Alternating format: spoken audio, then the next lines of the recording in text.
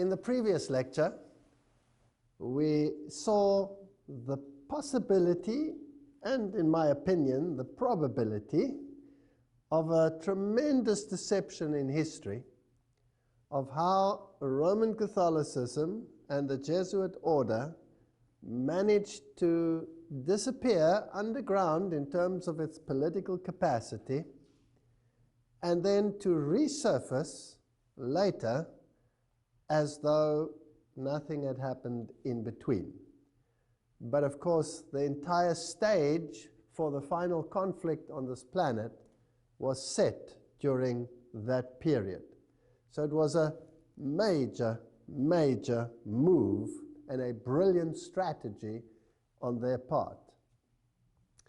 Now, one thing is to set up the infrastructure, but if you want to win against Jesus Christ, if you want to defeat Jesus Christ, as is their aim, then the only way you can do it with God, because God is invincible, is to cause great pain to him by depriving him of his children.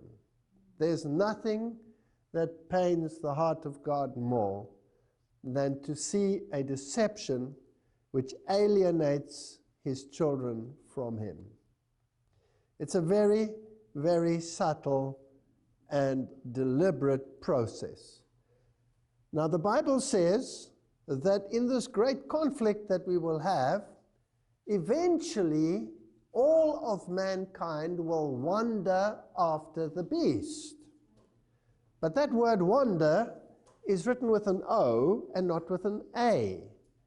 Wander after the beast implies cognition. In other words, this war is not so much a physical war, which it also is, as it is a battle for the mind. Because it is in the mind where the decision is made whether you belong to Jesus Christ or whether you belong to another force. That's where the battle takes place. In the process, you may die. In the process, you may end up on the stake. In the process, many things can happen. Nations can rise, nations can fall, wars can come. All of these things can happen. But do not fear those who can destroy the body. You must rather fear the one who can destroy the entire human being, body, soul, spirit, in the final conflict or in the final judgment that will take place. And the devil wants mankind to be destroyed. And the only way that he can achieve it is by changing their mindset. So this has always been a battle for the mind. And we learned in the last lecture that the Jesuit order created all the school systems, which eventually became the school systems of the entire world. And they introduced learning against learning, where the two mindsets could clash. On the one hand, you had the Protestant mindset, which said that the Bible is the standard of all righteousness and should be the basis of all schooling. And on the other hand, you had Gnosticism. Man is the center of everything, and man is the one who has to be exalted to the level of deity. So that is emulating the voice of the serpent in the Garden of Eden. Now, the greatest strategy to win the mind over that the Jesuits used was Jesuit theater, Jesuit drama. Now, if we look it up in the Encyclopedia Britannica, it tells us Jesuit drama, program of theater, developed for educational and propagandist purposes in the colleges of the Society of Jesus during the 16th, 17th, and 18th centuries. Cultivated as a medium for disseminating Roman Catholic doctrine, drama flourished in the Jesuit schools for more than 200 years. Evolving from modest student exercises to elaborate productions that often rivaled the contemporary public stage in polish and technical skill. The earliest recorded performance of a Jesuit play was in 1551, at the newly founded whatever in Sicily. In less than 20 years, plays were being performed at more than a dozen of the new Jesuit colleges springing up in cities across the continent, including Rome, Sevilla, Cordoba, Innsbruck, Munich, Vienna, and it grew into a mighty organization. By the mid-17th century, there were 300 Jesuit colleges in Europe, and in almost every one, at least one play was given each year. So originally the plays were pious to attract the people and the Protestants to come and look. But eventually, gradually, other things started creeping in. Originally there were no ladies involved, and eventually more and more ladies, and the music started changing, and it started progressively, slowly infusing the minds of people. Jesuit playwrights also drew upon material from pagan mythology, ancient history, contemporary events, all reinterpreted in terms of Catholic doctrine. So it was very cleverly done. Their stagecraft kept pace with all the newest technological developments. Music was an important element in most of the plays, ranging from simple songs to works that called for large orchestra and chorus. And Mozart, at the age of 11, wrote his first music for Jesuit theater because his father was one of the directors in Jesuit drama.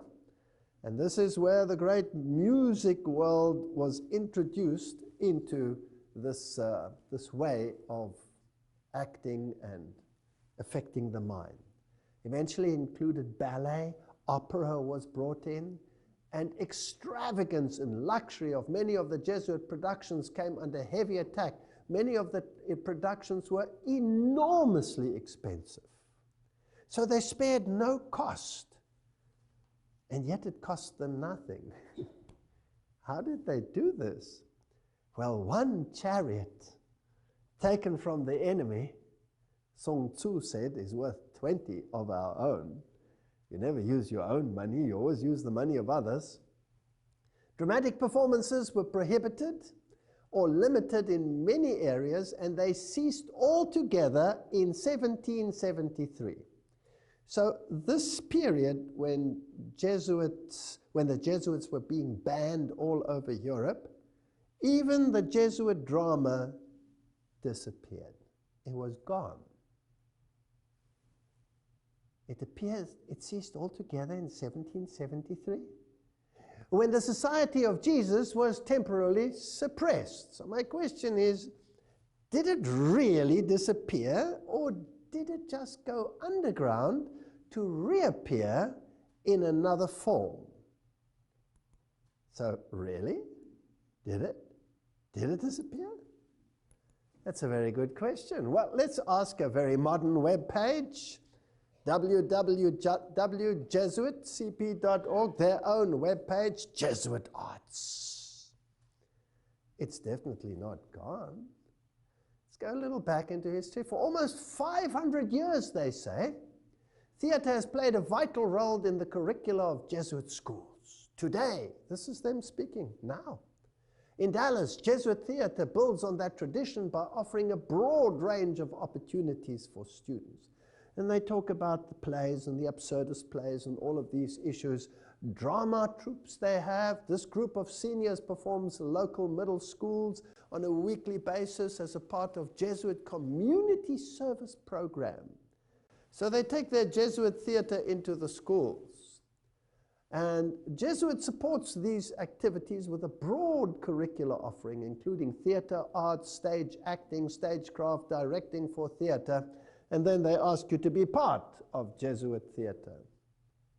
And it seems as though a little college here is doing something and a little college there is doing something. But they are far more brilliant than that. Embedded in ratio studiorum, rational studies, were the elements of entertainment, dramatic production, composition, rhetoric, eloquence, And these courses interlinked with the spiritual exercises. So here was something to control the mind. Ignatian way of thinking, taking you into a supernatural form of religion, experiential religion, where experience becomes the norm. The feelings dictate, but the mind is bypassed. So they introduced spiritual exercises in the most subtle way to intensify the experience of Catholic doctrine over Scripture and Protestantism. They resulted in a genre of spectacular plays that won distinction as Jesuit theatre. So writes, it's written in Rulers of Evil. Jesuit priest Athanasius Kircher then added something to this theatre. And what he invented was the megaphone, so that he could speak to greater audiences. And then he invented broadcasting. So he is the father of the modern technology that we see right here in our midst today. Camera theater. And he perfected what was called the magic lantern, lanterna magica, the instrument where you could project images on a screen, moving images. So this was the origin of the modern cinema. Now, another interesting point that they had was the invention of cowboy movies, which were the first movies that were ever made. And by the way, the cowboys themselves and the whole cattle industry in North America was introduced by the Jesuits. They introduced it. And the one who did it was a German, Eusebio Kino, whose statue is one of those two representing Arizona in the US Capitol building. He was a Jesuit professor from Ingolstadt College in Bavaria. This is where the entire Illuminist movement started. Now, the name is fascinating in itself because Kino, to this day, is the name for the theater in German. In German, you don't say, we're going to the theater, we're going to the bioscope, we're going to the Kino. Fascinating. And in these cowboy movies, there was always a morality. And the morality was always good versus evil, but it was not on the basis of Scripture that it was determined what was good or what was evil. There was another underlying morality, so that man in himself could decide what was right or wrong, and ruling by the gun. The bad guys normally lost in these movies, and the good guys won.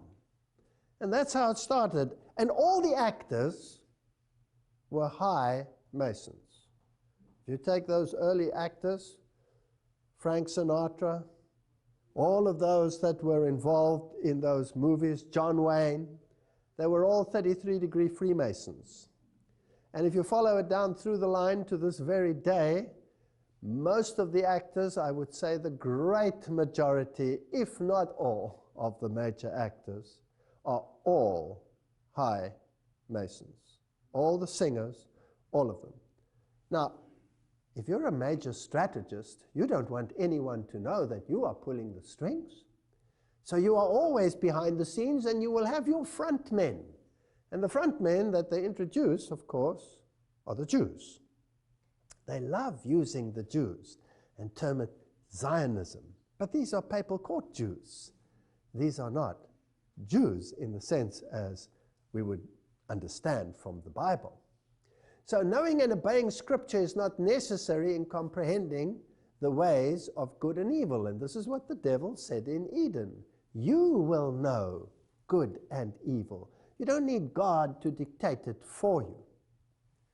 Now, after World War II, during September 1957, Pope John the 23rd gave Jesuit theatre a broader horizon with his encyclical Miranda Prorsus. And this is what he wrote. Men must be brought into closer communion with one another. They must become socially minded. Have you heard of social doctrine?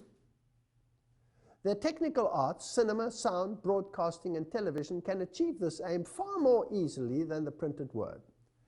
The Catholic Church is keenly desirous that these means be converted to the spreading and advancement of everything that can be truly called good.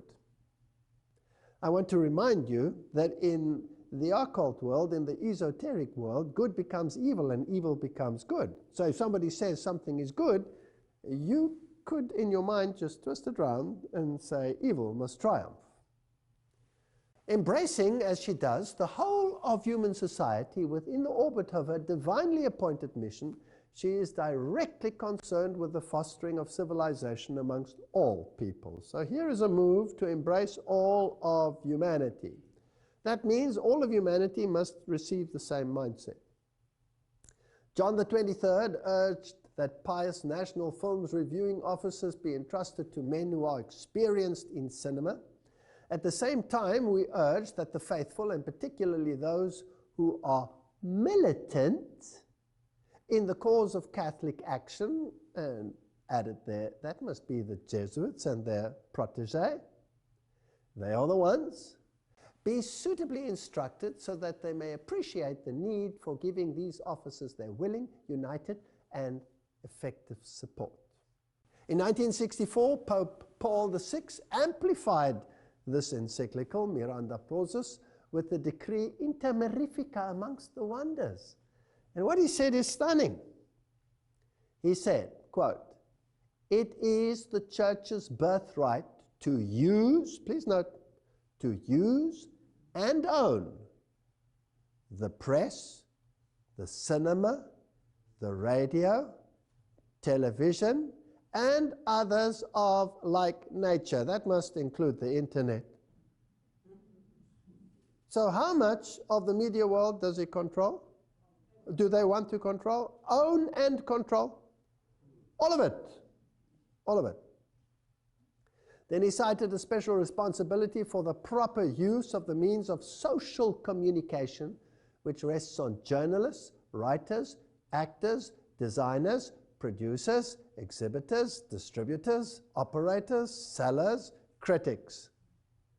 So even that which you hear about that which is done by them will be done by them, so the critics will be either on this side or that side of the spectrum, using Hegelian dialectic to so confuse you that you don't know whether you're Arthur or Martha at the end of the day. So it is the Church's birthright not only to own, but to control all media, all social media. The quality of the entertainment content was decreed in a section of Inter Mirifica encouraging the chronicling, the description, the representation of moral evil, which can, with the help of the means of social communication and with suitable dramatization, lead to a deeper knowledge and analysis of man and to manifestation of the true and the good in all their splendor. Here's the battle for the mind, good and evil. Now, what good and evil? Biblical, based, good and evil, or worldly based, good and evil? Esoteric, good and evil. Well, let's continue. Emboldened by this papal decree, social communicators have been talking about free speech and all of the issues that are involved. Now, if we take cognizance of the fact that there are to own, control all the media, and to use it to instill mindsets in people, then I would like to know how this is achieved without anyone knowing how it's done. Isn't that what the General Sun Tzu said? We have to achieve things without anyone knowing how it's done. And we must never, ever be the target. It's always good to use the enemy to do the work for you. And even if you represent the enemy, you will pretend that you are not the enemy, that someone else is the enemy, so that it's never you. There's always a front. Now we're going to look at some of these productions and see if we can see a pattern. The Simpsons and philosophy, the door of Homer, etc. If you read a little bit about it, it says it's a non-fiction book analyzing the philosopher and popular culture effects on the American animated sitcom. Now, people think, this stuff is silly. Who cares about all of these idiotic cartoon characters? Millions of people are sitting and watching. Millions. These playwrights that write these episodes receive millions of dollars in salary. And if you want to know what type of people are involved in writing these scripts, you will be stunned, because they are the most educated people on the planet. Harvard graduates with PhDs in philosophy and mathematics. And they use occult numerology in order to achieve what they want to achieve. So now let's have a look at some of these. And if you look at it, you'll think it was sort of innocuous. The 33rd episode of the show aired in season 2 was titled The War of the Simpsons. The episode features a plot that gives tribute to Ernest Hemingway's Old Man of the Sea and features a battle for the ages between Homer Simpson and General Sherman. Let us quickly examine the numerology of Sherman. And if you look at this numerology, you will find that Simpson adds up to, if you take the numeric value of the letters, to 33. Now, if you look at that, you might get confused because there are many forms of numerology out there. And looking at this, you wonder, how does this add up to 33? Since when is S, the value of S, 1? Because normally in the alphabet, you take the value of where the letter is in the alphabet. So A would be 1, B would be 2, C would be 3, etc. So why does this add up to 33? The same with Sherman. Why does that add up to 33? And here you have a 33, and it was the 33rd episode. Now, I'm just showing you this to show you that there is numerology involved. Now, numerology is a Gnostic, pagan, Kabbalistic, if you like, art. Everything that the Kabbalist will do is steeped in numerology. Everything has numbers. Everything moves in precise cycles. They will not make a move until the situation is right, till the solstice is in the right place, till the right liturgy has appeared. Everything is governed by numerology. There is an ethos of power in numerology. Now, the numbering system that they are using here is not the normal numbering system, but the Pythagorean numbering system. And if you take Pythagorean numerology, then S indeed becomes 1, and I indeed becomes 9, and 4, and 7, etc., etc., etc. So it's a highly sophisticated mathematical formula that they're using, and the names have very specific meanings. Now, you don't know that as you're watching it. You're just watching a silly movie. But put into these, there are subliminals to affect your mind. And they plant ideas which your subconscious picks up. And eventually, everybody starts thinking along those lines. Now, this is a cartoon. It's an adult cartoon. Kids also watch it. But if you then add the press and the news media, and you can switch channels. I mean, you can go from CNN to BBC to Al Jazeera to whatever channel you want. You get exactly the same news at exactly the same time, repeated over and over again. There must be some coordination between those groups, otherwise they all wouldn't have exactly the same thing. Don't you think so? And there's a propaganda so that you believe what they say. So if you want to create an enemy, a public enemy, what's the best way to do it? To create an enemy and then to broadcast him across the media. So there is numerology involved, there is occultism involved, Kabbalistic occultism, and we'll go a little further. Here's a little further snippet. They introduce little subliminals all the time. So in the story, this character is often punished and has to go and write on the board his lines, and he says, I will not plant subliminal messages, but if you analyze it, really it says subliminal messagores. It doesn't say messages. He's misspelling something. But there's a subliminal there, Al Gore. So they're telling you that the agenda of Al Gore will become prominent in world affairs. And the Pope has just brought out an encyclical on this very subject, which is supported by the Al Gore philosophy. And the President of the United States of America said, this is what we have to do. So these people know in advance what they will do, how they will do it. HDTV is worth every cent.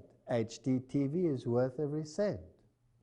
That means anybody watching it, any little kid with half a brain that can start reading, will know that he needs the best quality TV so that he can be indoctrinated in the best possible fashion with the latest light effects and everything that you need in order to affect the mind, bypassing the cognitive functions of the brain. Interesting? New York, 9/11.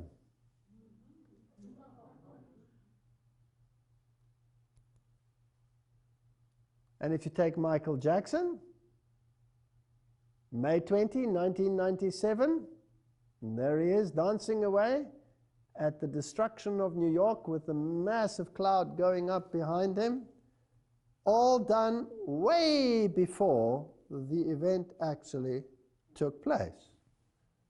Now, this is interesting stuff. So not only 9/11, by the way, that was a 1997 episode, and the event only occurred in 2001. So are there any other subliminals? Well, of course. Here you'll have the all-seeing eye, and they will use only half the face to project that image.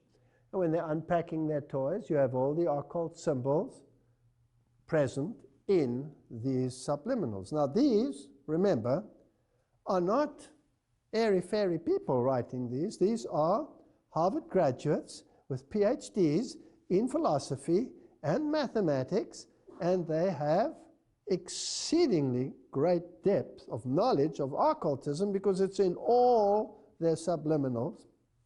The Pledge of Allegiance does not end with Hail Satan. He has to write this over and over and over again. Now, just the expressions on the faces, you can see how it can affect little children, because what they see is what they do and what they live. Let's have a look at some of the introduction of these ideas and how it all began. In the early movies, Sammy Davis Jr. used to play a very important part. He also acted with all these 33 other Freemasons that were the early cowboy movie people. And he, of course, was known as a member of the Church of Satan. Apparently he switched, but it's fascinating that he also was a Knight of Malta. And here he is seen discussing very important issues, I believe, with producer of We Are the World. He was Lionel Richie. And he's discussing issues here with Donald Monin, S.J., Society of Jesus, president of Jesuit Boston College. And this, of course, became then the new musical production that was absolutely broadcast over the entire world. Because humanity has to unite in one mindset. And so let's create chaos, let's create false flags, let's create enemies so that we can herd humanity into one camp. And let's have a rainbow nation and all the colors of the rainbow represented. I'm a red Indian, I'm a Chinese person, I'm a that, and I'm a this, and we are the world, we are the people. And what is the spirit behind it, I ask myself, in this process? Now, if we continue in this modern Hollywood era, let me remind you again, it is the church's birthright to own and control all media productions. So who really controls Hollywood? It's not the Jews. There's another power that controls this entity. So we'll introduce extraterrestrialism. It becomes very prominent. And then we'll link it to messianic messages as we condition minds as to what will happen. Close encounters of a third kind. Let's bring in things which can be, well, determined either extraterrestrial or demonic intervention. And all of the great megastars, well, they don't hide where their affiliations are, as you can see. Simon Cowell's little jet ski with his nice little Masonic symbol right on the front. They're not scared. And today, everything is out in the open. If you are interested, you can go to the web and you can punch in any actor that is prominent in the world today, any singer, any group, and look at the occult connections, their Masonic connections. I had a young girl who got tickled pink and started doing this. She drove me crazy with the thousands of things she sent me, but she did a great job. Every single one is involved, and they all blatantly confess to their affiliations on their Facebook pages and on their this and on their that. I don't have time to look into all of that stuff, but if you're interested, you can verify it. I don't have to give you the details. That's not what I'm here about. I'm wanting to discuss the mindset and what happens behind the scenes. Now, I want to discuss one or two or three or four of the mega blockbusters. This one was not too much of a success, with Nicolas Cage in theaters. Season of the Witch, in which there's a medieval night situation and this conflict between Islam and the Crusades and desertion, and then there is a witch who is possessed. But the way they deal with it, with all the blood and the gore and the drama to distract your mind, you always end up somewhere in a Catholic conclave. There's always a monastery where there is secret information and hidden knowledge, which eventually, even if all the monks are slaughtered in the process, the hidden knowledge will be able to be used and exercise this demon power. The power lies always in the church, and it's always available to you through the church. You've probably noticed that every single Hollywood movie has a Catholic priest. You never see a Protestant one. National Treasure, already it tells you right there on the cover what their intention is with the all-seeing eye. And this one is so full of masonry, nobody should watch this stuff, but I'm just telling you that this is how children and people are being indoctrinated into a way of thinking. When you come to the movie The Exodus, Gods and Kings, it is probably one of the most godless movies ever made. And I don't have to discuss it with you. You can even watch it on this very channel, where there's a discussion about this movie and how the directors feel. They are enemies of God. They hate God. They call Moses the most arrogant person that ever lived, when the Bible says he was the most humble person that ever lived. They don't believe in God. They distort God. They twist the word of God. They ridicule God in every possible way. So they cannot be from God. They must be from the other camp. Then this massive production, The Kingdom of Heaven, spectacular, epic, and adventure. The main message of the movie is a post-Enlightenment opposition to violence carried out in the name of religion. Now, there's a very powerful message. My question is, who creates the violence in the name of religion so that you can finally end the violence in the name of religion? Is it a master strategist sitting somewhere behind the scenes, pulling the strings, making enemies appear as enemies when actually there are no enemies, being in the field beforehand, using chariots of others as your own. Interesting. Again, if you want to find the Jesuit connection, you have to search a bit. You have to dig a little bit, but it's always there. It's somewhere in the wood pile. You just have to search around. Said Father Leo Lefebvre, the theology professor of Jesuit-run Fordham University. He said, you know, this is what the movie is about. The Times then tries to reassert the film's group hug, whatever status, with a quick quote from a cooperative priest who says exactly what they want to hear. The Reverend George Dennis, a Jesuit priest and a history professor at Loyola Marymount University in Los Angeles, who was one of the 5 experts provided with the script for Kingdom of Heaven, said he was impressed with the nuance and accuracy. The Christians are always the bad guys, the others are always the good guys. This is a mindset without the backdrop of history that is being instilled in humanity. Historically, I found it pretty accurate.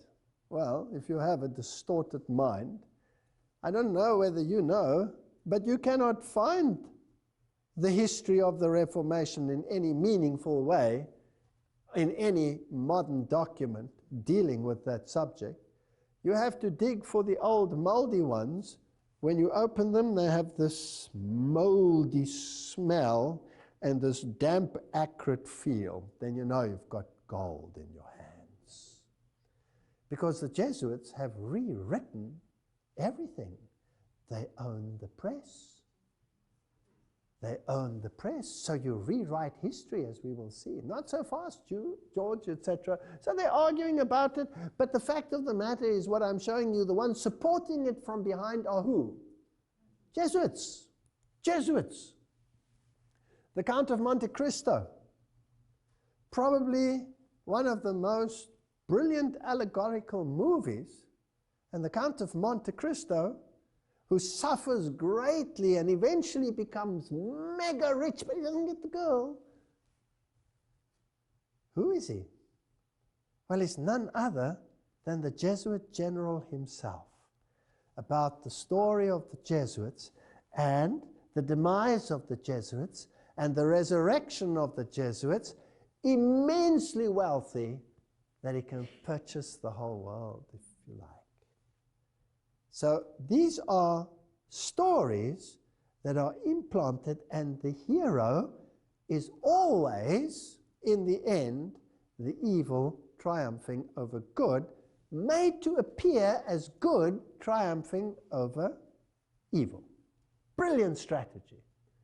Take any of the Indiana Jones movies, the Raiders of the Lost Ark, and all of these issues. The language that is used is demeaning to God.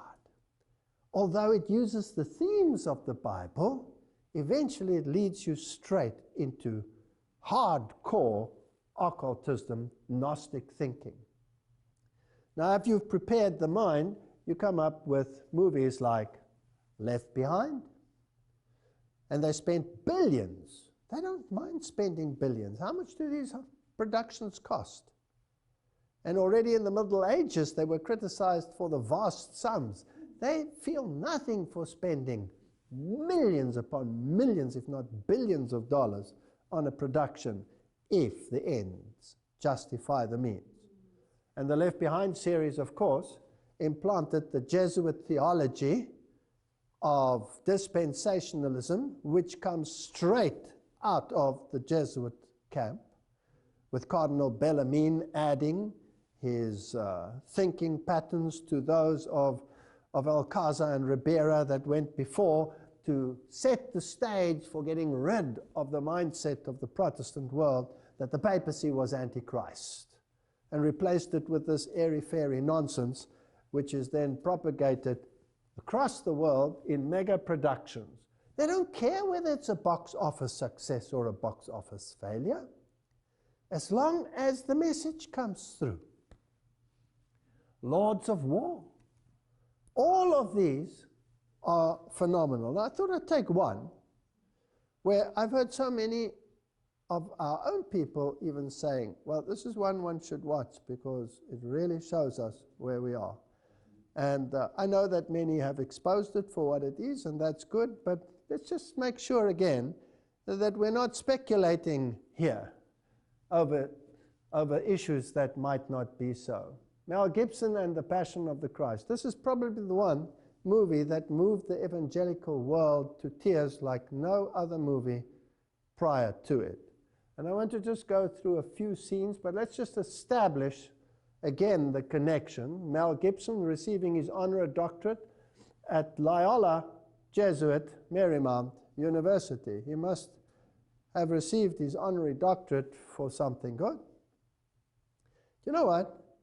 This doesn't pay, because his life was a misery after he made this. But irrespective of what his future plans are, which I've heard about, the fact of the matter is this is a Jesuit production, and it has Jesuit theology. But before we go there, let's just have a look at the prophecy in Zechariah so we can understand the context. Zechariah 11, then I said to them, if it is agreeable to you, give me my wages, and if not, refrain. So they weighed out for my wages 30 pieces of silver. Who's it talking about? It's a prophecy about Jesus Christ. And the Lord said to me, throw it to the potter. That princely price they set on me. So I took the 30 pieces of silver and threw them into the house of the Lord for the potter. Then I cut in two my other staff, bonds, that I might break the brotherhood between Judah and Israel. They rejected the Lord Jesus Christ. And the Lord said to me, next take for yourself the implements of a foolish shepherd. The good shepherd, they sold him out. The good shepherd, they set him aside. They crucified him. So if you want to set aside and reject the good shepherd, well, then be satisfied with the foolish shepherd. Now let's look at the foolish shepherd. For indeed, I will raise up a shepherd in the land who will not care for those who are cut off. He won't care for them. Nor seek the young, nor heal those that are broken, nor feed those that stand still. This is not a good shepherd. This is an evil shepherd. But he will eat the flesh of the fat and tear their hooves in pieces. So he will be a destructive shepherd. He will destroy mankind. Woe to the worthless shepherd who leaves the flock. A sword shall be against his arm and against his right eye. His arm shall completely wither, and his right eye shall be totally blinded. Right. Those are the criteria in the prophecy of Zechariah. And these are the criteria which apply to the good shepherd or the bad shepherd? Bad shepherd, the evil one. Now remember, in the occult world, good becomes evil and evil becomes good. So now let's go to the movie. In most of the movie, Jesus appears with his right eye completely shut, smashed. There's the symbol of the eye. There's only one eye. If you take the Council of Foreign Relations, their Messiah, who is naked, and by the way, in this movie, Jesus appears out of the grave naked. I'm sure he didn't. He appeared with a robe of righteousness. He was not naked. This Messiah of theirs is naked and only shows the left eye. The right eye is never seen in their Messiah. So here, Jesus' arm is dislocated, so says this webpage, in order to make his hand reach the nail hole, meaning that his arm should be fully extended and straight at all times. However, in almost all shots of him on the cross, his body sags forward with his arms bent at almost 90-degree angle. So his arm is withered and his right eye is smashed. Now let's make sure again. Let's go to the occult world, Blavatsky. The devil is now called darkness by the church, whereas in the Bible, he's called the Son of God. the bright star of the early morning, Lucifer. There's a whole philosophy of dogmatic craft in the reason why the first archangel who sprang from the depth of chaos was called Lux, the luminous son of the morning. Or man, Vantarik dawn, he was transformed by the church into Lucifer or Satan because he is higher and older than Jehovah and had to be sacrificed to the new dogma. Now in the esoteric world, Satan is higher and older than the other brother, who is Jesus. And the war between the two of them is raging.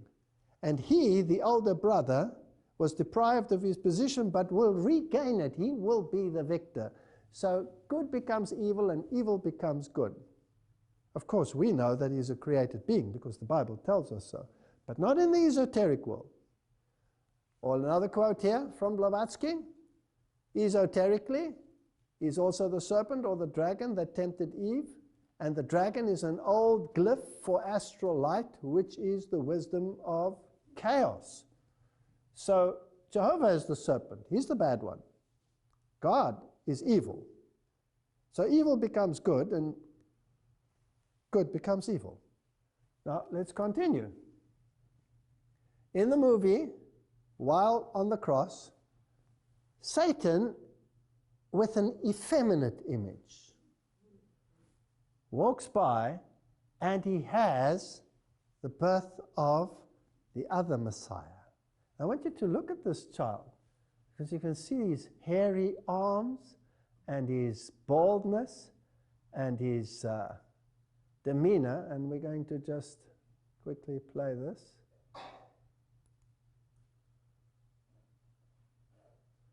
I want you to look at the smile on this evil face.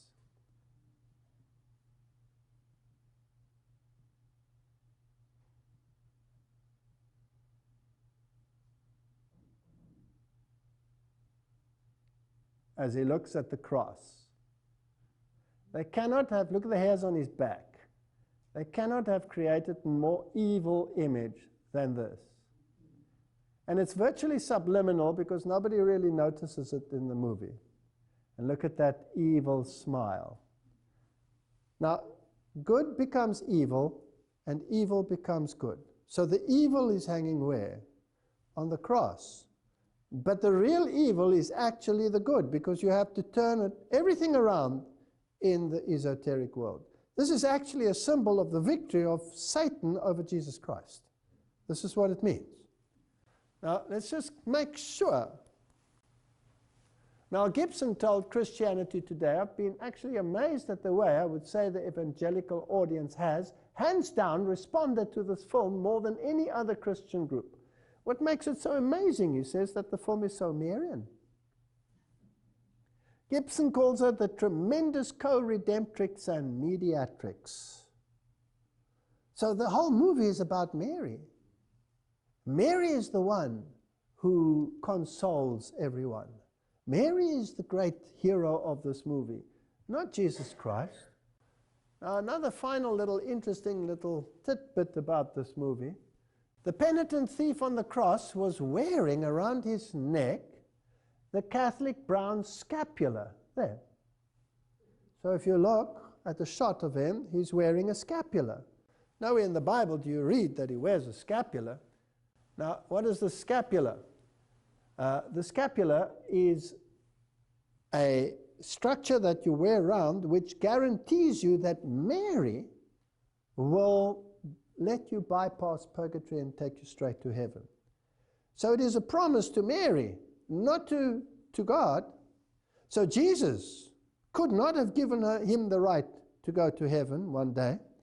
It's Mary that will decide who goes and who does not. But Mary, as we know, is an acronym for Lucifer, because she was immaculate without having to need the atonement. And then that Jesus said, it is accomplished, rather than it is finished. According to Rome, it was the Eucharist which was accomplished at the cross. Now, this word accomplished is rather interesting. The Eucharist, the sacrament of our salvation accomplished by Christ on the cross, is also a sacrifice of praise in thanksgiving for the work of creation, says the Catholic Catechism of the Catholic Church. So it was accomplished, almost consummated. And it is, of course, the perpetual sacrifice of Jesus Christ, the constant treading underground of the Son of God, keeping him perpetual death, worshipped as a corpse. This movie is evil, and you can see the underlying evil in the subliminals. It is Gnosticism at its worst, dished up and sold to Christians as the representation of the suffering of the Son of God. It is an evil movie. John 19 verse 30 says, Jesus therefore, when he had taken vinegar, said, it is consummated, and bowing his head, he gave up the ghost. So says the Douay Rheims Bible, which is the official Jesuit Bible. Whereas a decent Bible will say, when Jesus therefore had received the vinegar, he said, it is finished. And he bowed his head and gave up the ghost. Now, Thea's definition is to bring to a close, to finish.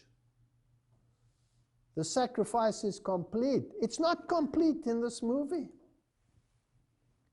Now, another interesting movie with Mel Gibson and Julia Roberts is Conspiracy Theory. Now, there are people who love to talk about conspiracists. And there are many conspiracists out there who are incredibly confused. But if you have the filter of the Bible and prophecy, and you put everything through that filter, and what comes out at the other end harmonizes not only with history and current events, but with prophecy as well, it's not conspiracy, it's confederacy. And the Bible says, call it not a confederacy, a confederacy. So I'm a confederist, I'm not a conspiracist. But in this movie, it's very interesting because he is subject to MK mind control, monarch mind control. And the whole issue is blatantly showing you how it is done. And in actual fact, this is what happens in the world. You can program anything, anyone to do anything.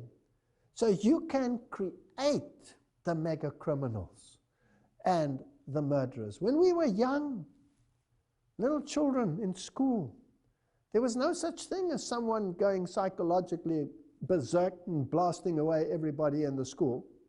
But now, it happens on such a regular basis. Have the kids changed? No. Something happening behind the scene. So all of these stars are all involved. Now, one of the things that is interesting about this movie, and it's only subliminal, it's only a flash. This book constantly appears in the movie. So Mel Gibson is in his mind-controlled state trying to get something, and he's trying to get copies of this book, and it's always disappearing, and he opens a shelf, and it'll flash for a millisecond and be gone. And you have to look very carefully. I don't suggest any of you look. It's called The Catcher of the Rye. So I want to know, what's The Catcher of the Rye all about? Must be important. And who would suggest that something be in a movie of this nature? So I did some searching, and it's very hard to find, until I found something interesting. I found an interesting book, The Secrets of Jesuit Soup Making. Written, of course, by Jesuit brother Rick Curry. There's his title, S.J., Society of Jesus, and it is indeed a recipe book. But every book written by a Jesuit always has a what? Has a purpose. And it always is the mindset of the society as a whole regarding its oath and subject to the Jesuit general himself. So, of course, it is interlaced with all the Jesuit philosophy. And he's telling about his student days and how he was in a curriculum, etc. I was reflecting the other day on a Jesuit teacher of mine at St. Joseph, etc., and he talks about the curriculum. And he says here, the interesting thing is, the curriculum at St. Joseph was in the old style, the ratio studiorum, rational thinking. In other words, rationalism and not Bible-based thinking. The Jesuit plan of studies, first published in 1599, that was found in all the Jesuit high schools of the United States at that time, etc., etc., etc. So you're getting the picture. Then he says over here that he had an enormous impact on me, this teacher he had, this Jesuit, became a Jesuit himself. In English class, he had us read The Catcher in the Rye. Aha! Huh. So the Jesuits make you read that book, and there it is subliminally in this movie everywhere. I don't remember much about the novel from that first reading when I was a freshman, but I do remember that this Jesuit father said, this was the kind of novel you should read again and again in your lifetime. So I was interested, what is this all about? It's about rebellion. And it's brilliantly written. It is the normal development of a youth, and this youth develops the capacity, or the rebellion that comes up, and how to exercise this rebellion, and eventually to change the world through rebellion. But in such a brilliant way that the one who is rebellious against everything, his parents and society and you name it, turns out to be the greatest saint of them all. Who was the greatest rebel in heaven? And doesn't he want to appear as the greatest saint, the wronged one? So it's implanting a mindset of dissent against the order. What order was the Jesuit order created to destroy? Protestantism. So you have to rebel against Protestantism.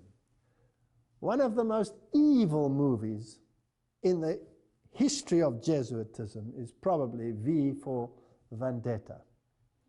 Now in this movie, they have this masked man, because he was injured, severely injured in a fire, so he went through the fires of affliction. It is a skit of the Jesuits and the gunpowder plot, where they wanted to blow up the British Parliament and King James. Now, again, whether it's a false flag and it's a double false flag or a triple false flag, let's not go into it, but British Parliament was that bastion of Protestantism that had banned Jesuitism and the mindset of Jesuitism and was the protecting factor of Protestantism. So it was the ultimate enemy. It had to be destroyed. And Guy Fawkes and 6 Jesuits wanted to blow up the British Parliament and the King, thus ridding the world of the menace of Protestantism. Now, the mask is the face of Guy Fawkes, who was sentenced to death and martyred. But in the movie, constantly, you are reminded that this story may never be forgotten. This man was not a villain, this man is a hero. Now, just in history alone, they've managed to do that, because every year on exactly the same date when he tried to blow it up, they celebrate Guy Fawkes. And it's a joyous occasion. Kids can't wait for Guy Fawkes. You positivize that which is negative, and you use the negative to your advantage. They even got Shakespeare to write it, which I doubt. His Jesuit superior wrote it for him, his Gnostic Medici learned supervisor, and filtered it in amongst the people as this evil of the Jesuits and made a joke of it. And eventually, as a consequence, the Jesuits were actually allowed to operate, or the Catholics at least, in England again. You always have to be a super strategist. Now, in this movie, this young lady eventually is the one that pulls the trigger because he dies just beforehand, so she becomes an acronym of Mary, which is Lucifer, who will destroy Protestantism, and where they first failed in their early attempts, they will succeed in their later life. And this is one of the advertisements. He's making the Masonic crossed swords, which you will find everywhere in Masonry and in Gnostic Freemasonry. An X is an ancient symbol, according to Jim Tresner, 33 Degrees, Scottish Rite Journal. An X is an ancient symbol for change or transformation, long associated in medieval and Renaissance art with the coming of the Messiah who shall make all things new. So this is a religious movie showing the victory of Satan and the Jesuit order over Protestantism, the overthrow. That's why in the cathedrals they always have Loyola standing on the head of Martin Luther, crushing him, destroying the Bible. They make no bones about who the enemy is. And it's interesting that in this movie, eventually, this is an artist's rendition, the Parliament, and of course all of the buildings associated with it, blows up and is completely destroyed. Nothing left. But the clock stands where? It is the final hour. It is finished. They have succeeded. The job is done. Protestantism and Bible-based theology will disappear. And eventually this masked man who stands for Guy Fawkes and the effort to overthrow Protestantism, the mask is worn by the entire nation. What does that mean? It means that the entire nation, through time, has been indoctrinated to have the same character and mold and thinking as they had. When the Bible tells us about the face of God, Moses was not to see the face of God. He conceived me from behind, because nobody can see the face of God and live. So I'll hide you in the cleft of a rock and I'll cover you with my hand. And I will go by, and then the character of God is given in the most beautiful poetic form. The face stands for the character. It stands for the mind. It stands for the thinking. The world will wander after the beast. It will be indoctrinated to have the mindset that he wants you to have. Now, I want to know where this is going to lead. And how do you carry on with this? I just want to do a few more pointers here. The list of actors employed by these papal criminals, so says Vatican assassins. This man, of course, has a mouth that is very loose, if I may say, so excuse his language, but what he says in a rather harsh way is actually correct. The list of actors employed by these papal criminals is most impressive. Hollywood is merely Jesuit theater, nothing more.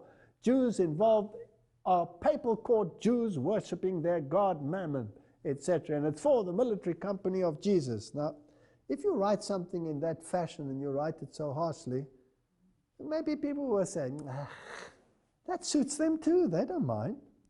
I wouldn't be surprised if some of them are authors of some of these thoughts. Now, Knight of Malta, Jack Valenti, was head of Motion Picture Association of America. If you want to know who controls the mega studios, in 2004, Mr. Saxon was inducted as a Knight of Malta. He owned all of these major companies and, well, also Hollywood studios. Is it really the Jews who control this place? There's an abundance of theatrical performances. We read in a good source now. You see, that's the one mindset. Let's achieve our aims through theater, through great performances that bypass the cognitive. Now let's see what God's way would be, the spirit of prophecy. There's an abundance of theatrical performances in our world, but in its highest order, it is without God. That's a fascinating statement.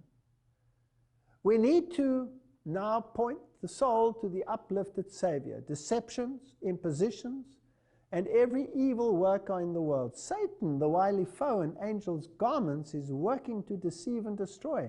The object of the death of Christ was to declare his righteousness, and no man, woman, or child can do this in their own strength or by their own words. So here's a false righteousness portrayed in these movies. Here's another quote from Adventist Home. Through the drama, he has worked for ages to excite passion and glorify vice. The opera, with its fascinating display and bewildering music, the masquerade, the dance, the card tables, Satan employs to break down the barriers of principle and open the door to sensual indulgence. So there's two ways of reaching minds, one through the theatrical and one through the word. Shows and theaters. Satan's ruling passion is to pervert the intellect and to cause men to long for shows and theatrical performances. The experience and character of all who engage in this work will be in accordance with the food given the mind. The Lord has given evidence of his love to the world. There was no falsity, no acting in what he did. This is interesting. So we have two contrasting mindsets. Which one do you think will be the more popular in this world?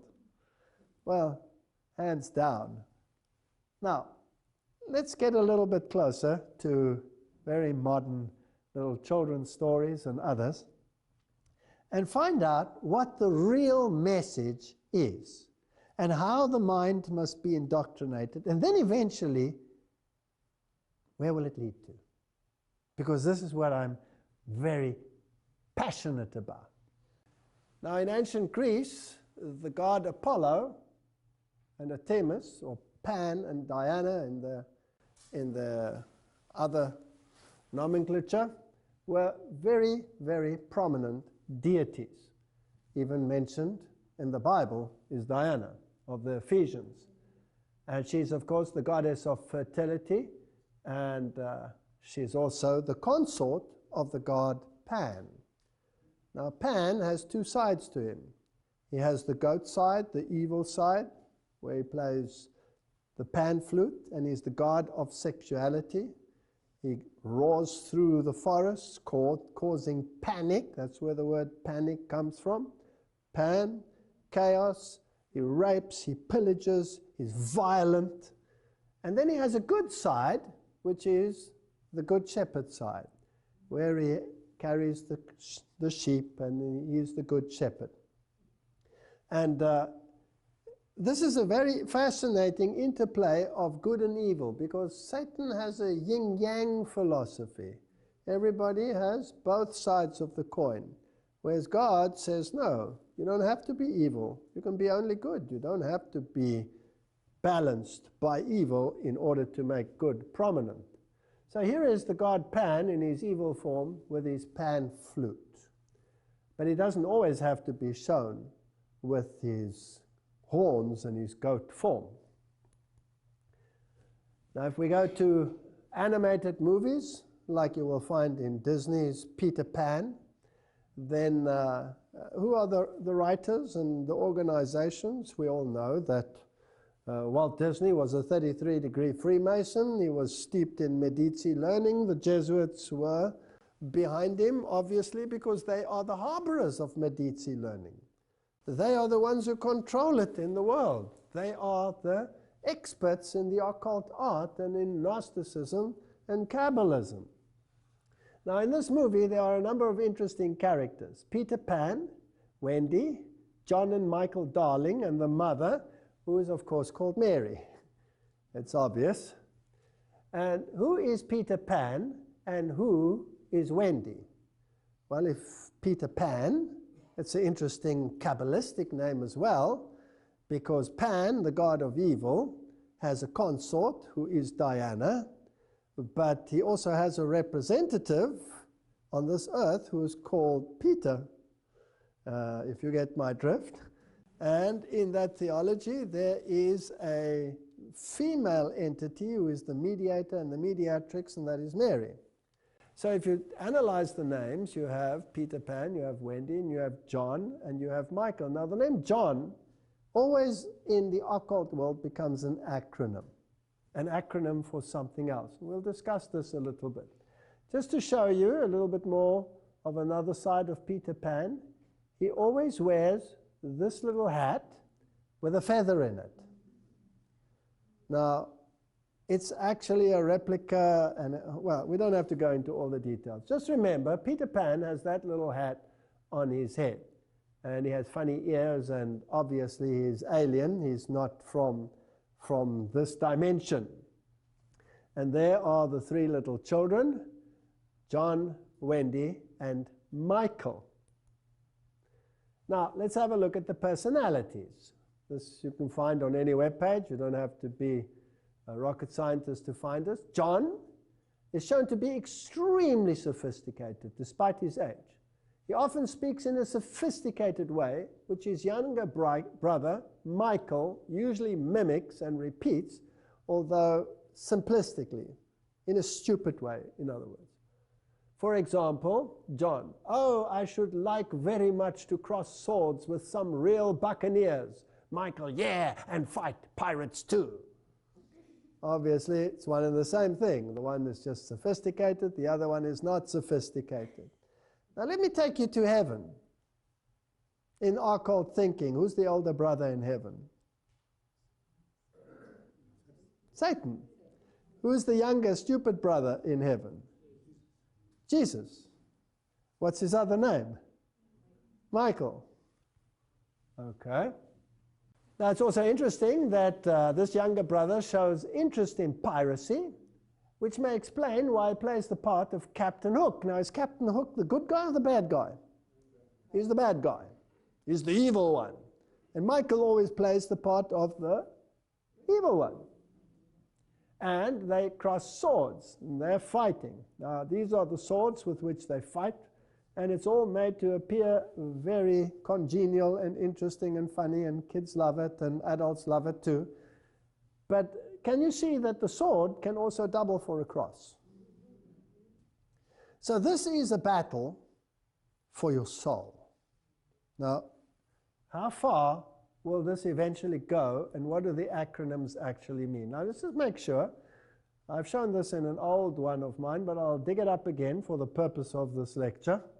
Here is a famous monastery cathedral in Europe, where the great politicians of the world meet to make decisions for the New World Order. So when they visit there, this is where they will stay, and this is where they will deliberate. Now, in the garden, I found this statue, which they have titled David. And David is being depicted there as the good shepherd, but in his hand he has a pan flute. And David never played the pan flute, he played the lyre, the harp at least, the harp. So this is not David, this is the god Pan. And so I realized when I saw this statue, this is the god Pan in his good shepherd form. Now, whenever you show the yin, you must also show the yang. So where in the cathedral will I find his other form, his evil form, to balance him out and make the esoteric Kabbalistic place complete? So I went looking for it, and I searched high and low until I eventually found it, and I found many other things on the relief of the building, and there it is. There he is. You see him? There's the god Pan in his evil form as the goat-footed god. So this is the god Pan. This is the one who they worship. But Pan has a representative on this planet. And that representative also has a general. And that is, according to the Protestant Reformation, none other than the papacy, whom they identified as Antichrist.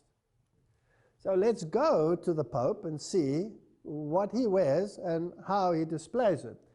Now, Pope Francis has decided that he was going to dispense with the golden cross, and he kept the silver cross, to which he was accustomed, as his papal cross.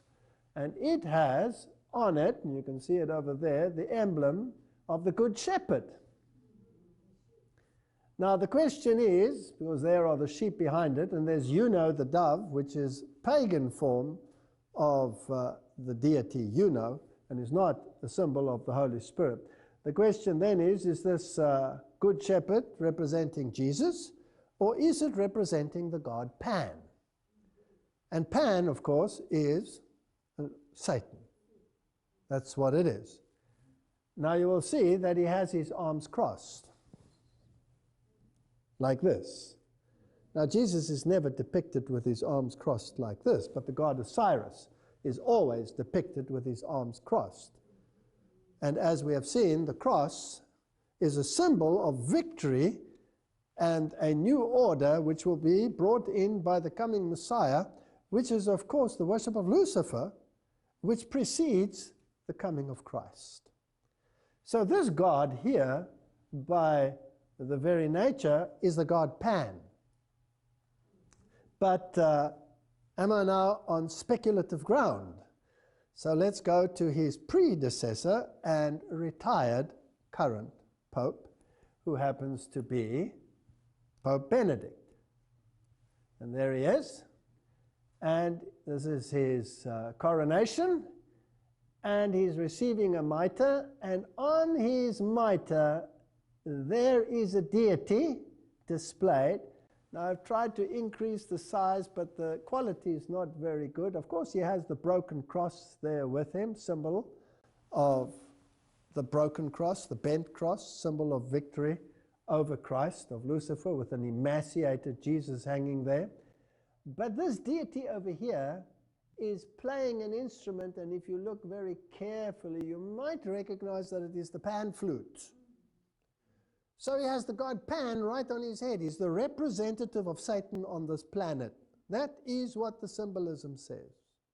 Whether we like it or not, that might sound incredibly harsh, and I apologize for saying it as bluntly. Now let's go back to another movie which is used as an acronym. They can take snippets of history and turn it around to allegorize their existence.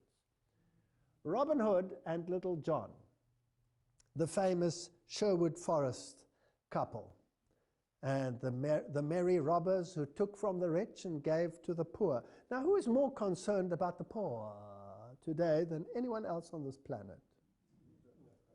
Isn't it the Pope? He's constantly saying we must take from the rich and give to the poor. He's the ultimate Robin Hood on this planet. Now, in this story, it's even in the form of a statue in England. They've glorified the story. Now, it has an ancient origin, but it has been allegorized by them to meet their needs. Now, in the animated Walt Disney one, this is John. Again, you have a John, who is the sophisticated one, the clever one, the one who wields the sword. Now, in the previous John that we had, Peter Pan and Mary and John, he can also be an acronym. The one who wields the sword, will it be the white pope or the black pope? It'll be the black pope, right? Now, let's go to this story. Here we have Little John, and there you have Robin Hood in an animated form. But I want to show you the hat that they're wearing. And I want to remind you of Peter Pan, that also has the hat with a feather. So it's the same symbolism that they are using. Now, in the story, Robin Hood has his band of merry men in the forest, and he's fighting against the evil lords that control England. Now, England, of course, always was a renegade papal state and had to be constantly subdued. So the evil ones are the ones who run England, and the good ones are the ones who will take care of the needs of the poor, which the others never did. So again, good becomes what? Evil, and evil becomes good. Now, in the story, one day he meets Little John, and he says, "What are you doing here?" And they start fighting, and they battle on a log. Eventually, Little John actually wins the battle and smacks Robin Hood so that he falls into the water. And they all laugh and make friends, and he takes him into his band. And Robin Hood actually tells him that you are greater and stronger and better in battle than me. You lead the people. But Little John declines and says, no, no, no, you lead the people. But when Robin Hood gets captured, the one who takes over the leadership is Little John. So in the acronym, who is who? This will be the leader, the front leader, and this will be the power behind the front leader. So this becomes the papacy, and this becomes the black papacy. So it's the white pope and the black pope. And let's see how this unfolds. Now his name is John. Whose name is John? All of them are John, right? All of them are John. John is an acronym. Now the John that they're actually referring to is mostly John the Baptist. And we'll see why in a moment. News, UK, Jihadi John. Extremists not radicalized by MI5. So there are rumors that MI5 actually radicalized the people that they're fighting now. Well, if you go back into history, it's very fascinating that all the so-called enemies were trained and received not only their training, but their weapons from the very ones who became their super enemies in the end. The Mossad trained many of the jihadists and the terrorist groups that plague the world today, Al-Qaeda and all of these. So these are all groups that have been set up. Now, this mass murderer, or this brutal murderer who always wears in black, has got the acronym Jihadi John. Okay, but that's not his real name. His real name is Mohammed Mwazi, which has nothing to do with John. And then, all over the news, they plastered the image of Jihadi John beheading his victims, in this case, Foley. Now, question, is this real?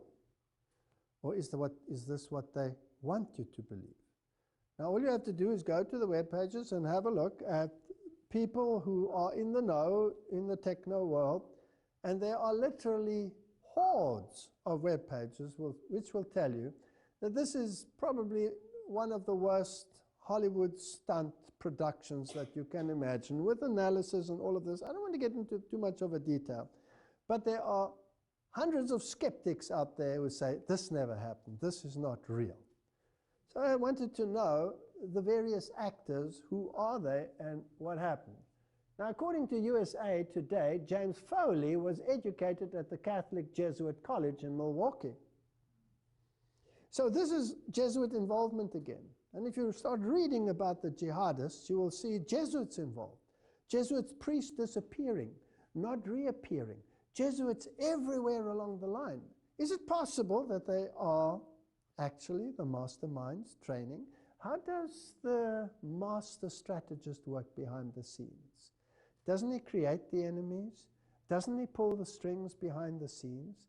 Doesn't he achieve his objective through Hegelian dialectic? Doesn't he create the enemy which unites humanity? These are questions which I wish to raise. Now, all of these, of course, if they are trained in Jesuit colleges, are also trained in theatrics. And if we have a look at just the political scene and the great leaders of the world, John Paul II, wasn't he a known actor?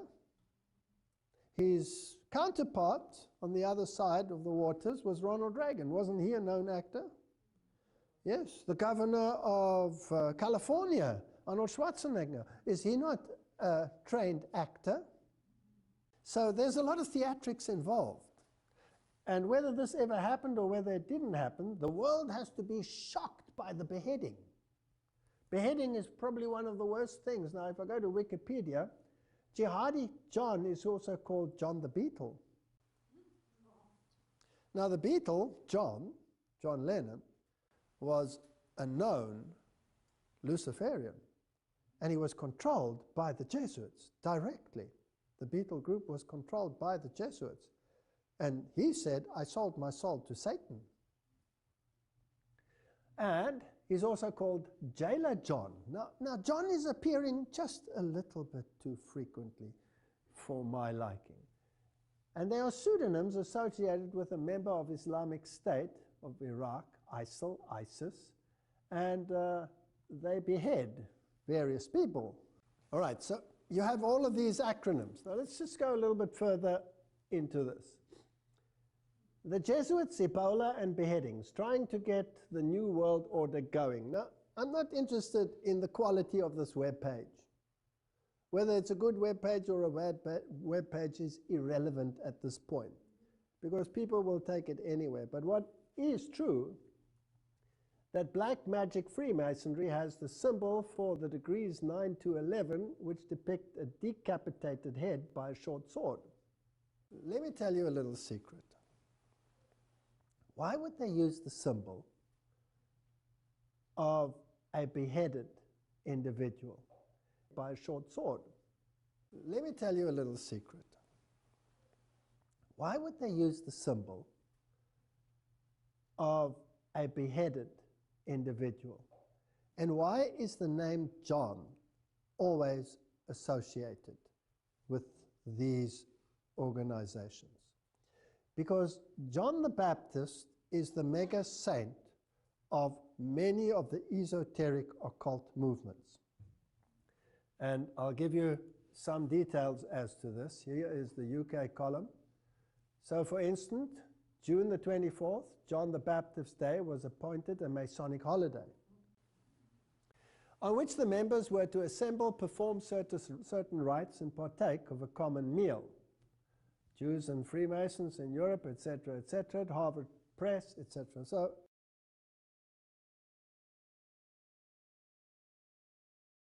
now we're getting into the nitty-gritty of the matter. The Bunch of Grapes Tavern mentioned in the Poe chapter was called the St. John's Lodge No. 1.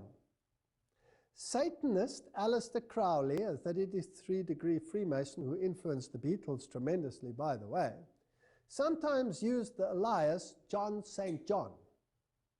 So when you attach an alias like John, then it is a signal that there is an occult connection. But none of the usage has anything to do with piety. Aleister Crowley was one of the most evil men on the planet, with the most evil rituals that you can imagine, which should never be spoken of in good places. So in actuality, it is a vicious mockery. What is memorialized is the manner of St. John's death. It is a constant source of celebration and a constant reminder to anti-Masons of what can happen to them.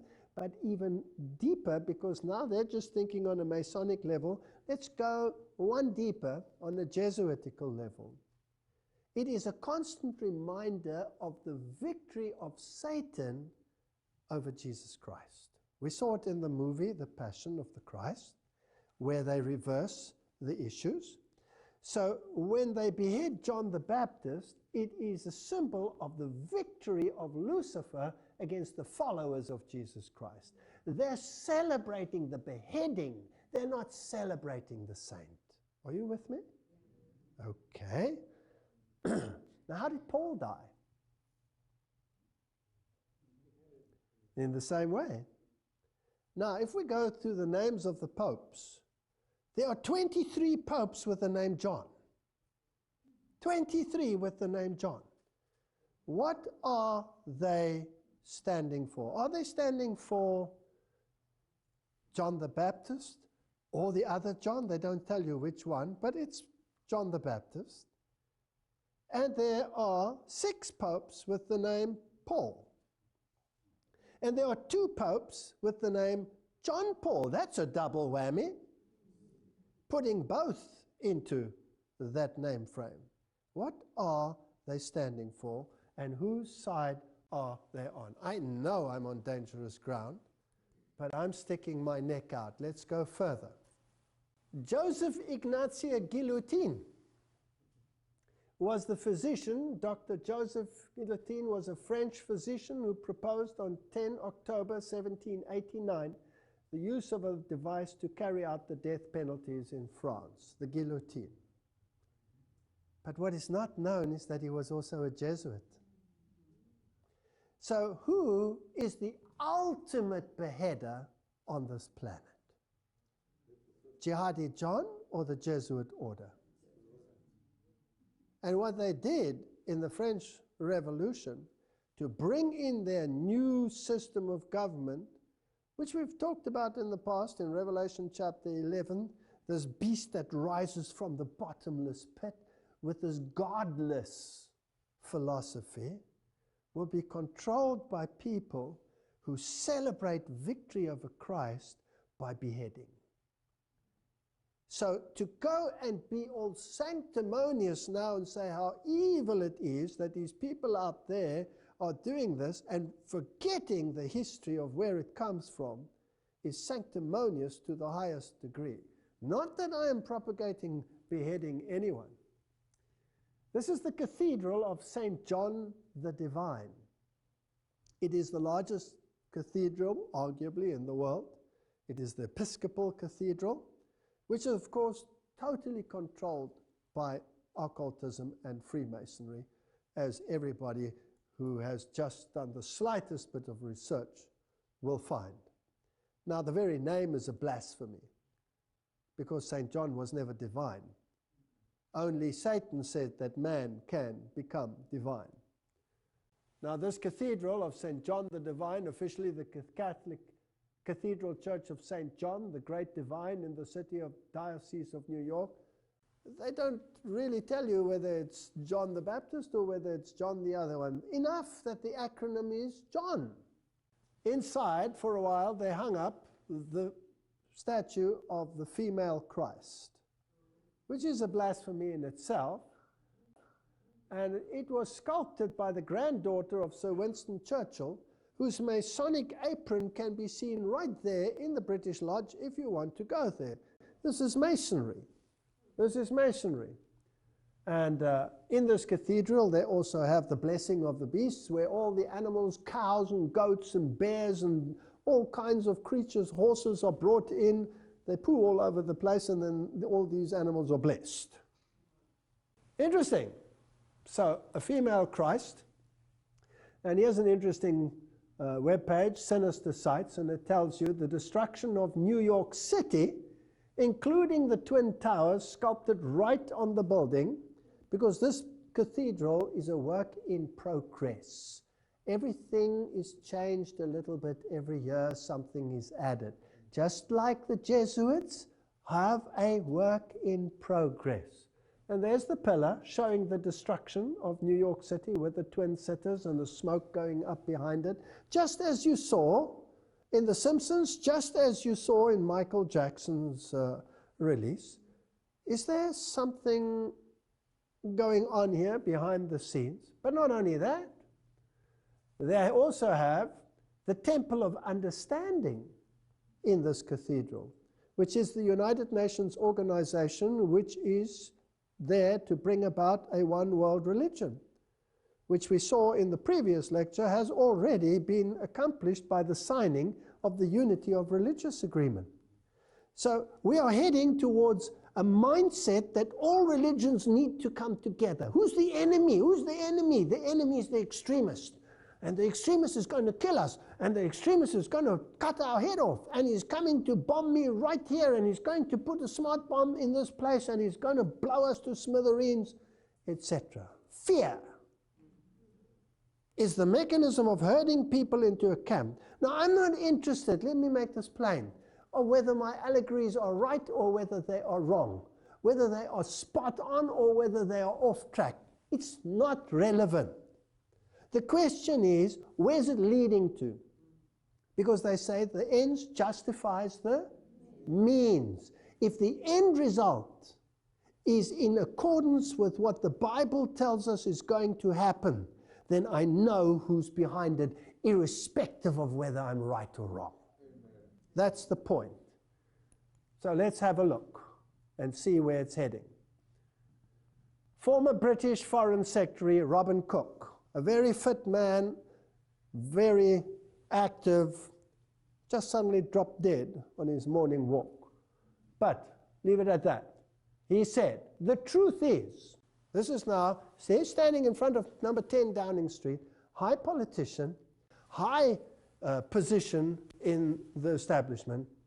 He just got fed up and he said, the truth is there is no Islamic army or terrorist group called Al-Qaeda, and any informed intelligence officer knows this.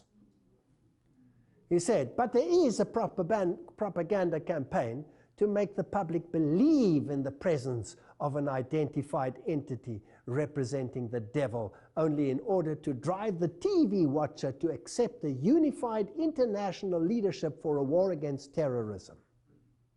The country behind this propaganda is the United States. So he said. And then he died. So there is no Al-Qaeda.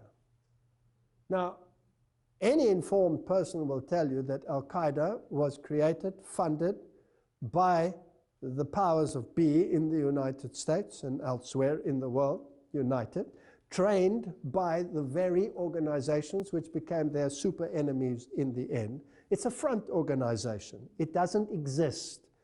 What does he say? It doesn't exist.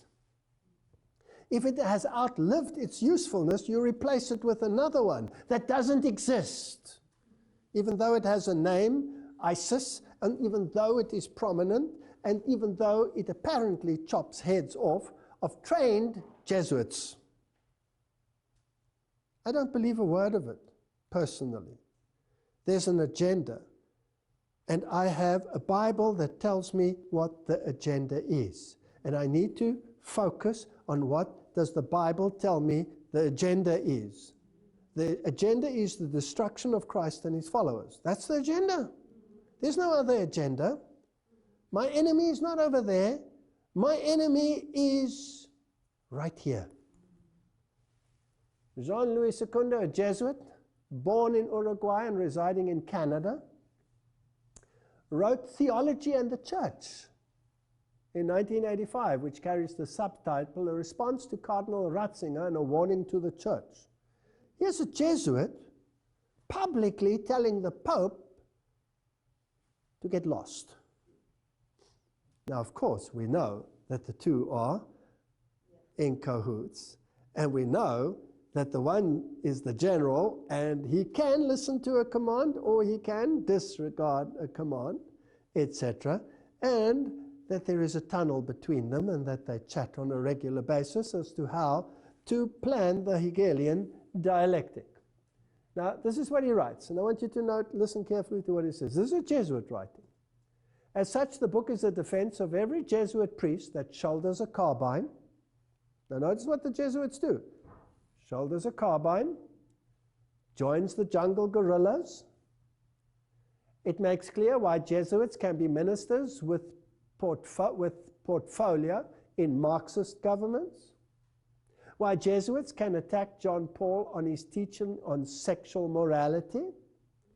So the Pope says, the white Pope says, contraceptives are evil, we mustn't do this, we must have decent relationships. And the other ones will say, hand out condoms, hand out free this, free sex, free that. Hegelian dialectic, we'll see how it works in a moment. Why Jesuits spend their days and their lives solving union problems. Who's behind the unions? One of the means to bring about a time of trouble such as never was. Jesuits. Organizing sugarcane workers, running factories, constructing low-cost housing, help Planned Parenthood Federation of America spread the use of contraceptives, run nationwide hospitals, dispensary networks, organize political demonstrations for this and against that, according to the issues of the day are presented by the teaching authority of the People's Church. These are the actions of the new faith, true to the new theology, according to which the material needs of men must be the prior object of the Church's effort. Not the spreading of the gospel. Who cares about the spreading of the gospel? Let's tread on him. Let's crush him. So, according to this Jesuit, in which lines of work are the Jesuits involved? Every single thing. Every single thing. And if we think they don't exist, it's because they don't want us to believe that they exist. They are everywhere. So, the Pope says, that Francis said, oh, I lament this new legislation that came out in the United States of America. We have to talk about morality. And what is these foot soldiers? What do they do? Here is Cardinal Dolan. He's the new man on the block as the head chief knight of Malta in the United States. He took over from Cardinal Egan, who died, and there he is. And here he says that the cardinal was the most wonderful thing under the sun. And his first official job, here he is, marching through the streets of New York, parade at the first ever gay activist group. So you think the left hand doesn't know what the right hand is doing. They know exactly what they're doing. This is Hegelian dialectic. But what is interesting, there was a backlash. Cardinal Timothy Dolan, Grand Marshal, despite backlash from the faithful Catholics, unhappy with the organizers' decision to allow an open homosexual activist group to march the event. But Dolan said, I'm as radiant as the sun. So thanks be to God for the honor and the joy, said Cardinal Dolan on Tuesday morning. Isn't that interesting? Thanks be to God for the honor and the joy. Catholic commentator Michael Voris and his team present at the parade were able to question Dolan on his decision during the press scrum. Your Eminence, do you have anything to say to the loyal Catholics who find what you're doing here a great scandal to the faith? No, come on in. We'd love to have you, Dolan replied. The controversial decision prompted the Catholic League and at least one Catholic school to pull out of the parade, while nearly 5,000 people signed a petition urging Cardinal Dolan to withdraw from the event. He wouldn't. The Cardinal refused to back down. He said, I have no problem with the decision at all. I think the decision is a wise one, etc., etc., etc. So the Catholic Church is well suited to absorb into its ranks those who wish to die in their sins, as well as those who wish to be saved by their works. Anyone is welcome, depending on which camp you want to stand. Now, let's see where the war on terror and dialectic thinking leads us. I just showed you that to show how they manipulate minds. Je suis Charlie. Of course, the Simpsons took it up. It was a major terrorist attack. The world is afraid of the jihadists. The world is afraid of Jihadi John. He's coming with his knife. So let's kill a few people here and let's kill a few people there. Didn't the general say we can sacrifice our own as well, so that eventually we can achieve our objective? So the Simpsons have sympathy with Je suis Charlie. Muslims again call to outlaw defamation of religion, with exceptions. We don't want defamation of religion. They tried to get this act through the United Nations. It was rejected, where they say you're not allowed to say anything against any other religion. We want this law. Now, when the church asks it, they say church and state is separate. We're not going to do it. So let's get the jihadists to ask for it. Let's get them to ask for it. Let's ask a front organization to ask for it. And the German parliamentarian, Schäuble, said, gezielte Tötung. We should be able to permit targeted death penalty. Do you know the death penalty has been removed in the world? But the Bible says, what does the Bible say? When the mark of the beast is promulgated, what are they going to say? You won't be able to buy and sell, and eventually there'll be a death decree. Oh, how can this happen? Here the parliamentarians are already saying, if it's a terrorist, and we just have to redefine that word, terrorist, take him out. Take him out. Isn't it interesting how these terrorists manage to escape all the time? Nobody ever catches them. Nobody ever knows where they are. But the press has regular discussions with them, as well as Jesuit priests. Read the press. Read the press. Nobody knows where they are. The mighty CIA can't catch them. And ISIS, well, they're the greatest enemy the world has ever seen. The United States says, no, we're not putting boots on the ground. If the Iraqi army can't do it, well, they'll have to learn through their pain. We're not going to do it. And the other television says, excuse me, how do the weapons end up in ISIS's hand? Oh, they've confiscated it. They've confiscated the tank gifts. Where did they get all the anti-aircraft from? Did they go to Safeway supermarket and go and buy some of those things? Who supplies weapons like that? How do they get those weapons? Ask yourself some questions here. If this is the greatest enemy the world has ever faced, why not confront it? No, no, no. Send a pathetic army that you want to lose in the first place anyway. Send them to do it, so you hit two birds with one stone. This is strategy of the most brilliant kind. So, the White House resists calls to focus on Islamist terrorism at three-day extremism conference. No, no, no. We cannot say the problem is only the Islamists. The problem is extremism. But who's chopping off the heads? Oh, well, excuse me, who's apparently chopping off the heads? It's Jihadi John. It's ISIS. We've got to be afraid of ISIS.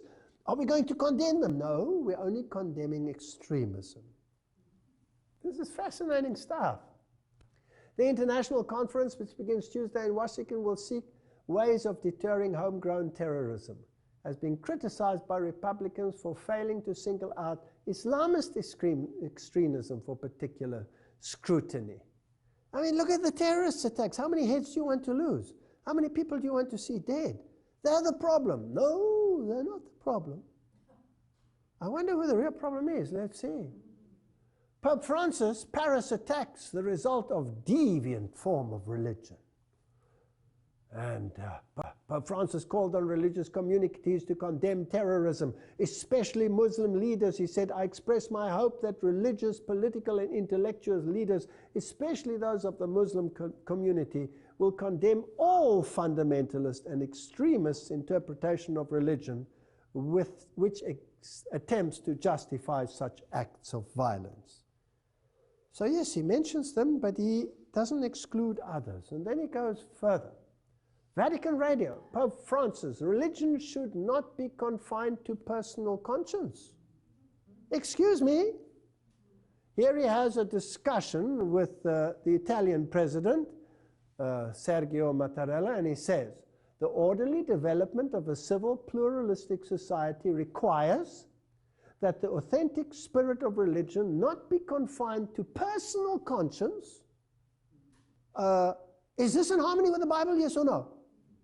No. No. But that its significant role in the construction of society is recognized, said Pope Francis, his remarks to the Italian president.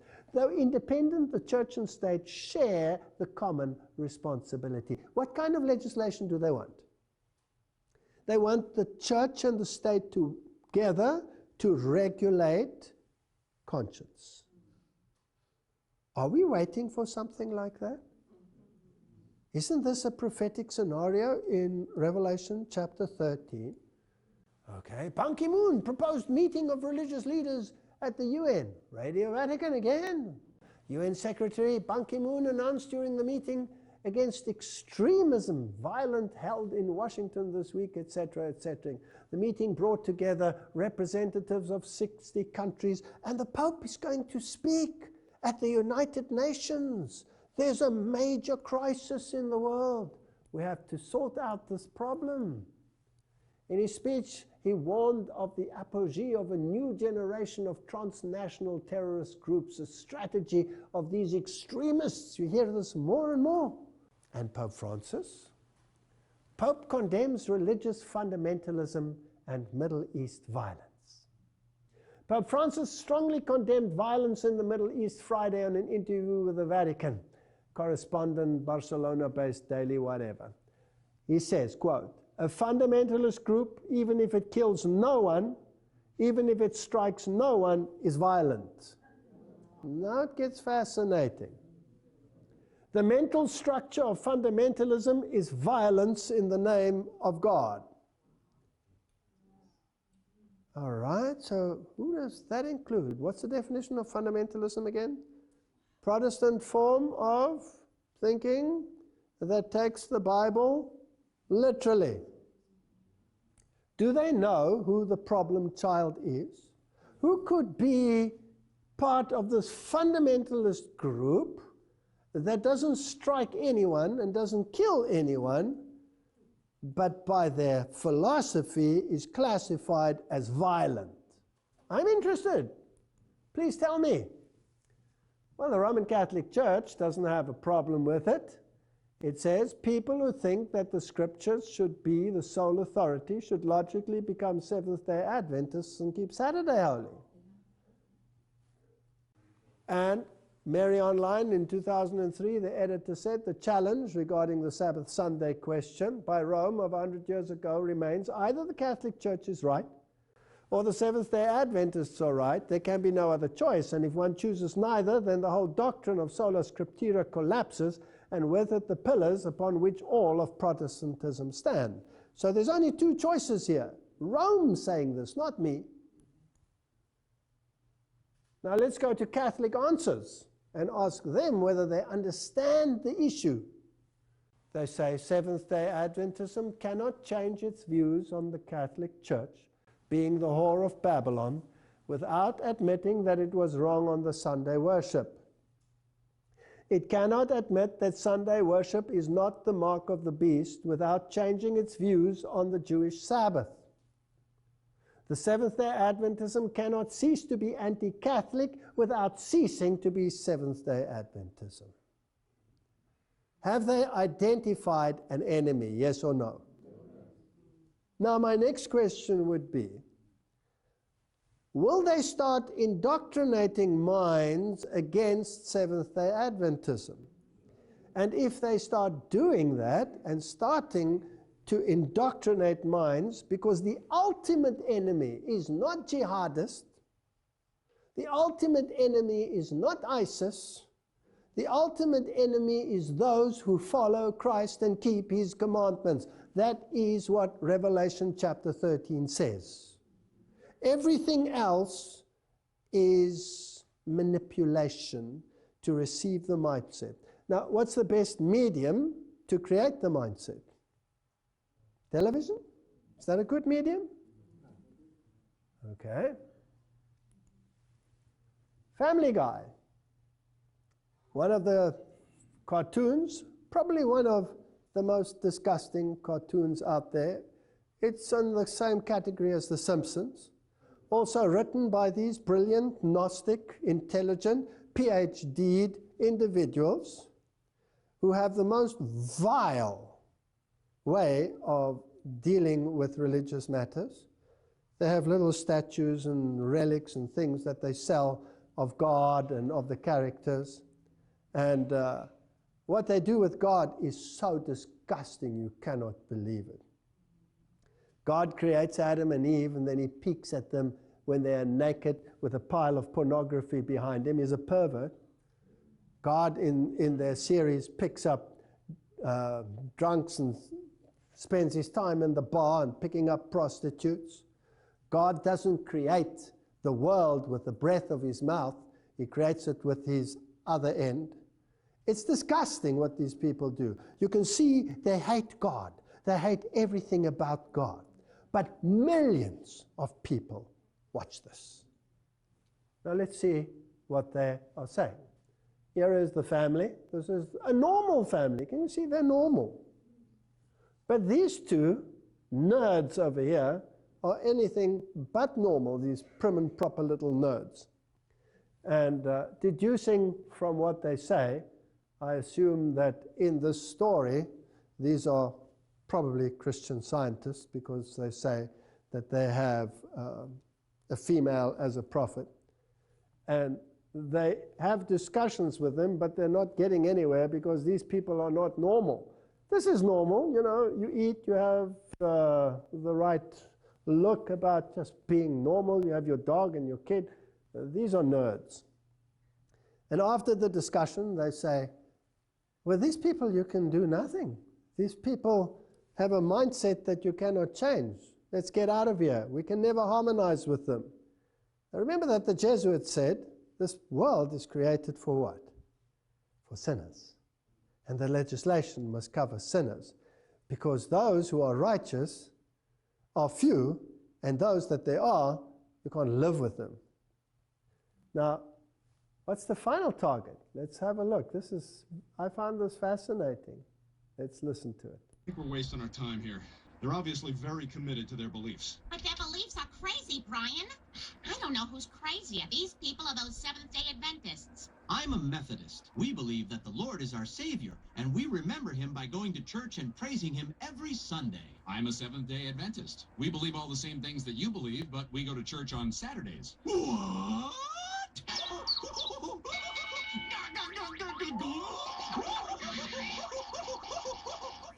Did you get that? What is being implanted in young minds and adults, because this is an adult sitcom that people watch, and the kids watch it too. Who are the crazy ones? The sectarians. Now, who's the craziest of them all, according to this? The Seventh-day Adventists. They're craziest. Are minds being prepared for something to come? I'm just asking the question. How often we are told to soften the message of warning, to only live an example, necessary as it is, this is me, my thinking, but not to expose the evils of the man of sin and those in confederacy with him. We have people who are so duped into believing that these organizations out there are good people with good intentions, and that Jesuits, they don't really exist. You know, they might have existed in the Middle Ages. Are we so blind that we do not understand prophecy anymore? Who is the enemy? Who is the enemy? My Bible tells me it's the man of sin who sits in the temple of God pretending to be God. And he's using the beast out of the earth to do his service for him because he controls him. Called to expose the man of sin. In the very time in which we live, the Lord has called his people and has given them a message to bear. He has called them to expose the wickedness of the man of sin, who has made the Sunday law distinctive power, who has thought to change times and laws and to oppress the people of God who stand firmly and honor him by keeping the only true Sabbath, the Sabbath of creation, as holy unto the Lord. Let me tell you something, that is the enemy. Now, if you look at the poor Muslim, my heart goes out to the Muslim. Imagine being used and manipulated and kept in poverty and hoarded and chased and your housing destroyed around you to achieve an objective. And you're just a tool in the hands of these individuals. I'm sure God's heart is crying out to the poor Muslim who is trapped in this situation and doesn't even know what's hitting him and where it's coming from. He doesn't understand it either. Instead of having the mindset instilled into our minds, that is the enemy. No, the enemy is not there. The enemy is in Rome. The enemy is manipulating the world and creating mindsets. And our duty is to expose the wickedness of the man of sin. That's the message for the time and nothing else. So may the Lord help us to spread a message that will not only reach the ears of deceived Protestants, not only reach the ears of deceived, marginalized, destroyed Muslims, but to reach the ears of this whole planet, every single one. We cannot now choose an enemy here and choose an enemy there when God has already revealed in his word and through the spirit of prophecy who the enemy is. May God give us wisdom to deal with this issue. And where it is leading is part of the next episode. And what the final events are when everything is in place. Let's pray. Heavenly Father, there is so much deception out there in the world.